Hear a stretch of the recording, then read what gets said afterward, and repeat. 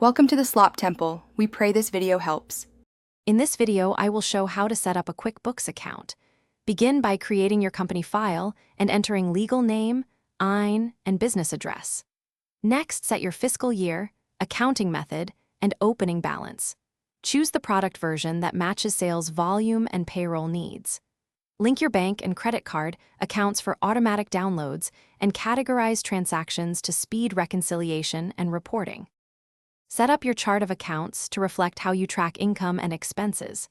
Start by reviewing default accounts and deleting or renaming ones that do not fit. Add custom accounts for specific revenue streams, cost of goods sold, and unique expenses. Keep names short and consistent so your bookkeeper or accountant can easily understand them. Assign account types correctly to ensure accurate financial statements and simpler tax preparation later. If you're finding this helpful, please subscribe and like the video to support the channel. Quick recommendation: the Owala water bottle keeps water handy at your desk and reduces trips to the kitchen, which makes focused bookkeeping much easier. It's lightweight, leak-resistant, and fits most cup holders so you can sip while reconciling. Check the description for the product link and other deals. Now let's get back to the video.